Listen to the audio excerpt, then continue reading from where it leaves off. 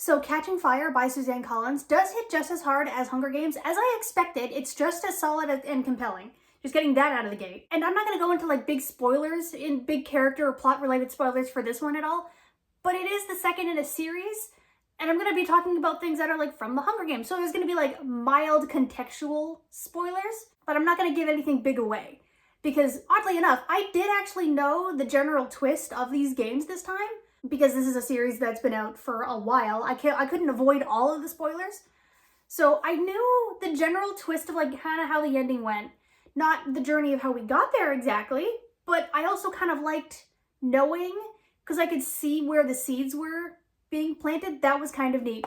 But there was still a twist at the end I did not see coming, and I am so scared for a certain missing persons. I'm so worried for them. So in Catching Fire, the Quarter Quell is announced because it's the 75th anniversary of the Hunger Games. Yay! And surprisingly, it's not even mentioned until like halfway through the book.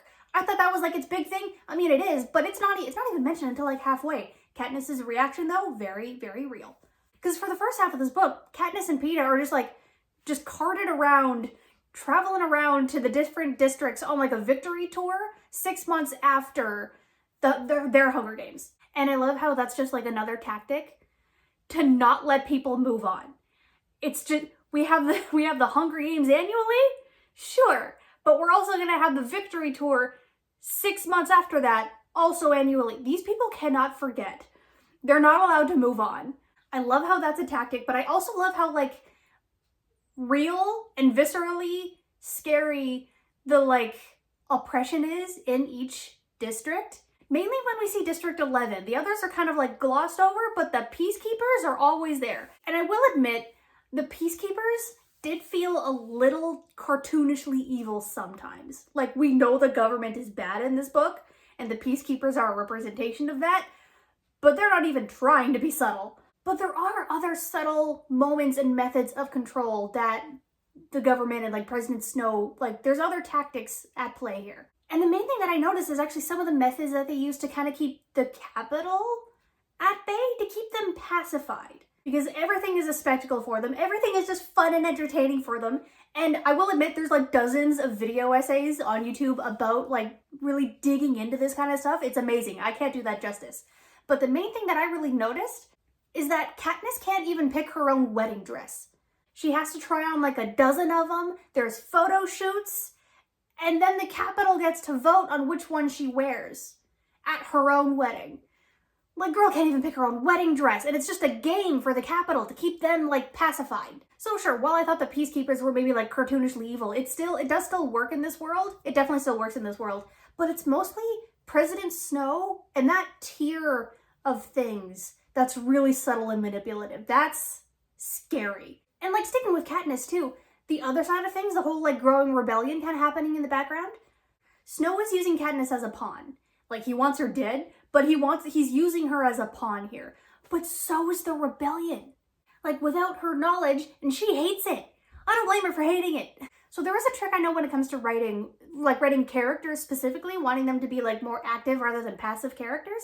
Because when they're more active, they're more dynamic. They're making more decisions. They're actively going for their goals. Rather than a passive character who's always just kind of settled in the background, even if they're the main character, but they're just reacting to things around them without really moving the plot forward themselves. I would argue that Katniss is like technically a passive character, but she doesn't want to be. She does make her own decisions, and she does try to actively fight against, like the world around her. She is fighting for so much agency in her own life, but it's just not working. It's being crushed down at every other angle. But she's constantly having to like react and change direction just to survive. And there are some moments where she is a very active character, making her own decisions and making her own like rash decisions too. So she has that like good balanced kind of gray area of like she wants to be an active character, but the world is making her a passive one. I can see why like video essayists just have a field day with Hunger Games. This is fascinating. It's fun. It's fun to talk about. It's fascinating. I love storytelling that does this. So I also watched the movie, that obviously the adaptation, and I watched the first Hunger Games too. I liked it. It's just as solid. It is just as compelling, but it's sacrificed for the pacing. The pacing is so much quicker in the movies, and I know just changing different mediums, I can sit down with this book for like a good 5, 6, 7 hours. But with a movie, you gotta condense it all down into like 2.5. The pacing is sacrificed. I expected that. But for the Catching Fire movie, they had such a bigger budget. The CGI was so much better. And now I'm just more excited for Mockingjay 2, book and movie-wise. I know the movie came out in 2 parts, so maybe that'll help with the pacing thing, I'm not sure. I will admit, I do know a major spoiler for Mockingjay. I'm not gonna say it, but I know a major spoiler for Mockingjay. Again, I couldn't avoid everything. And I know like a minor one at the very end, but I'll talk about those later. But yeah, so those are my thoughts on Catching Fire by Suzanne Collins.